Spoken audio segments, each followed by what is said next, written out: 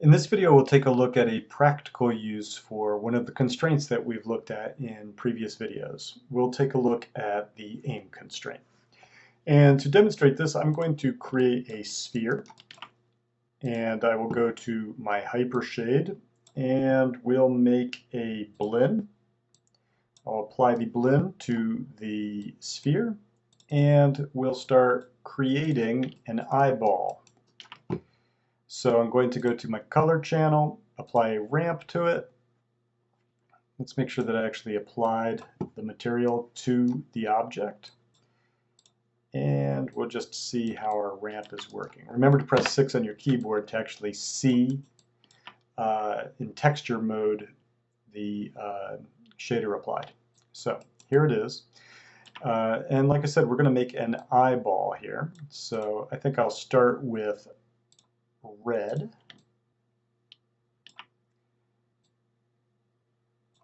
And we'll make this eye, make these green. We'll make it a green eye.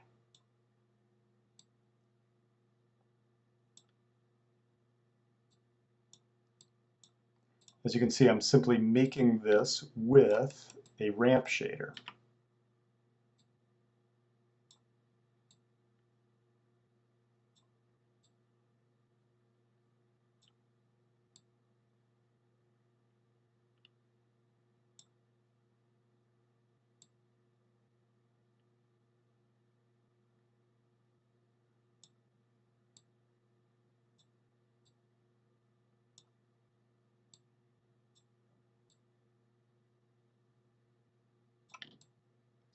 And for the purposes of this demonstration, I think that should be good. I'm going to quickly adjust its specularity, however.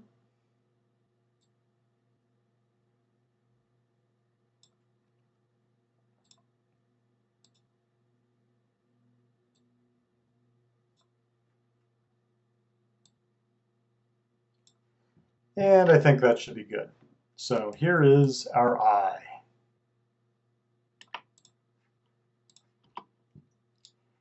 I'm going to rotate it 90 degrees. Perhaps I'll name it. Call it RI. And I'm going to freeze the transforms on it to get rid of that transform data.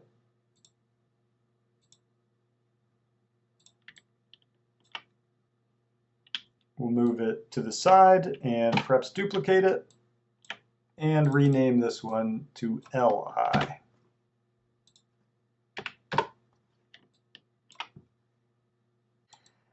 Actually, just to make sure that I have my transforms frozen, I'm going to go ahead and freeze them one more time. That'll get rid of that number on the translate X on them. And I'll go ahead and delete history. So here are the two eyes. The next thing I'm going to do is create a locator. Locator is simply an object that doesn't render, but can have all the other properties of, in this case, a polygon mesh. In other words, you can move it in space and translate X, Y, and Z, rotate it, scale it, and so on. We'll call this locator look at me.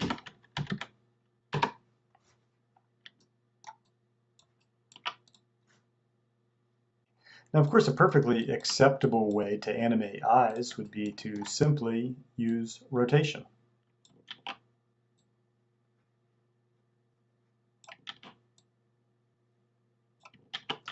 But what we're going to do is try out an aim constraint, and we'll constrain these eyes to aim at the look at me locator that we created. So I'm going to select the right eye, in this case, select the look at me locator I created, go to constrain, aim. We'll go ahead and reset the settings here and apply. I actually got the selection mixed up here. I selected in the wrong order, so I just undid that. Remember to select the object first that you're constraining to, and then last select the object that's going to be constrained. This is in the opposite order of parenting. So with that selected now, I'll apply once again. And you can see that if I move this locator, it actually does affect the orientation of the eye. However, it is not pointing in the direction that we want it to point in. Let's take a look at that. I'm going to select the constraint itself and open up the attribute editor to take a look at that. And what you'll notice here is the aim vector is set to X. But what we want is for it to be set to Z so that it's pointing forward. So let's go ahead and change that. Once again, I'll select my constraint, come over to aim vector, we'll change the Z to 1, and we'll set the X to 0, and now the eye is pointing at the locator.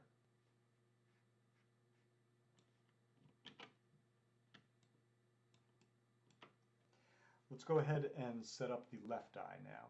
So remember, select the object that influences first, then select last the object that's going to be constrained. Go to Constrain, Aim, and because we already know that we need it to aim on the Z, I'm going to go ahead and just change that value here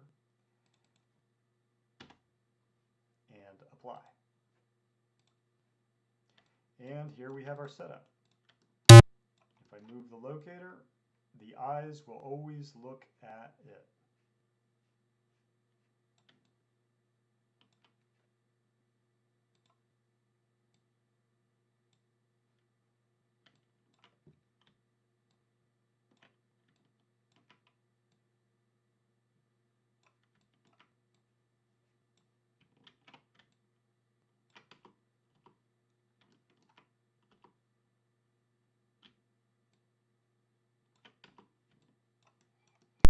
To finish off this example, I'm going to go ahead and give our character a body.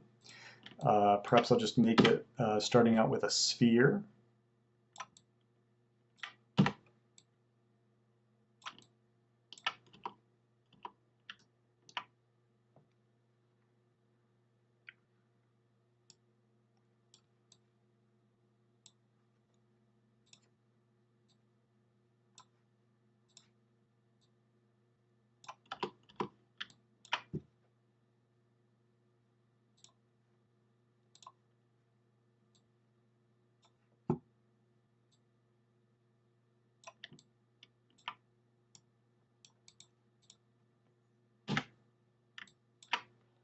I'm going to move the pivot point down.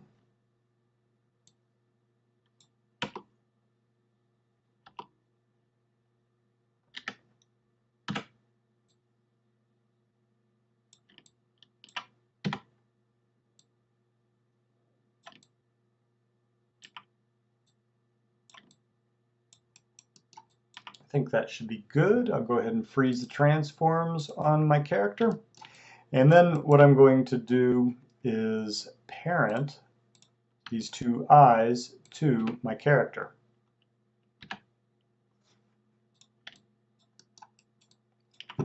So now, if I move my character around, you'll see that the eyes continue looking at the locator located here.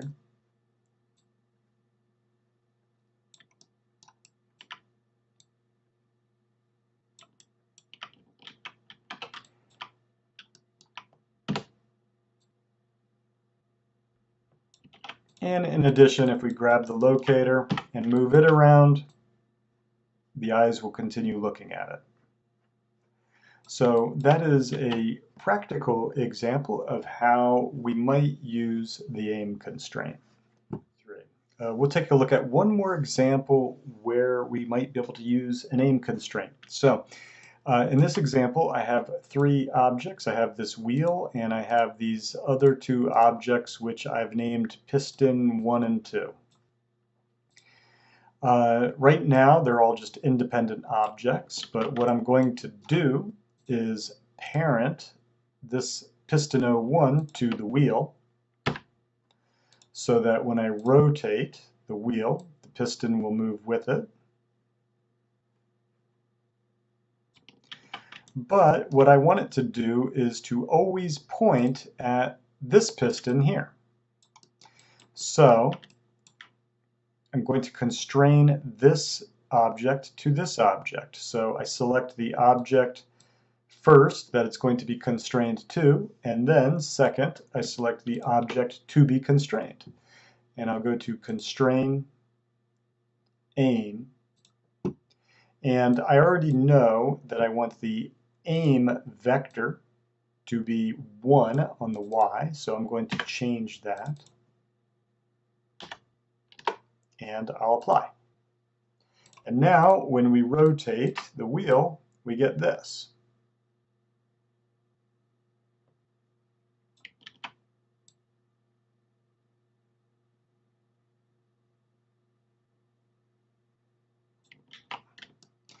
Next, I'm going to select this object here, the piston 1 that we have constrained, and I'm going to aim constrain it to, I'm going to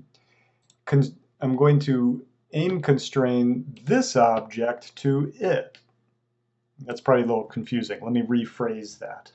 So now what I'm going to do is I'm going to constrain this object here to this one. Now remember, this one is already aim constrained to this one, but now I'm also going to aim constrain this one to this one. So we'll select the object first that it's going to be constrained to. We'll select the object that's going to be constrained, and we'll go ahead and apply another aim constraint. And now when we rotate the wheel, we get this.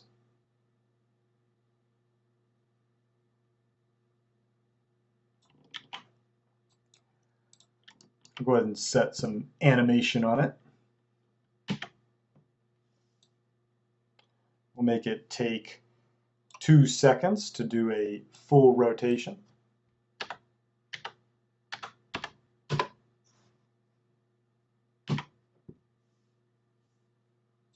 And play our animation.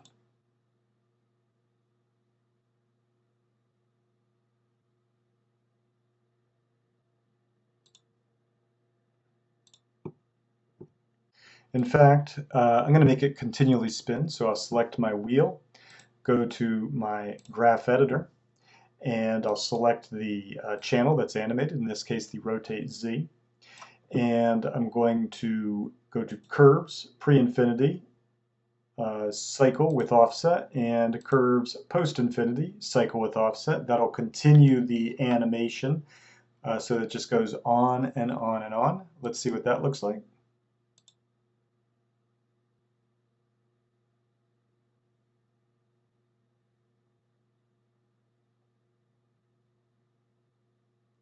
There's a little skipping there. That's just because I have it at 48 frames, and we have the timeline going to 120.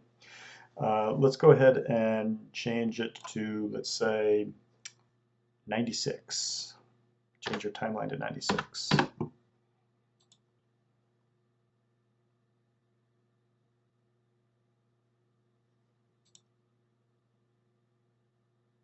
As you can see, there's a slow in, slow out. If we want to eliminate that, we can do that by going to the graph editor and making our keys linear.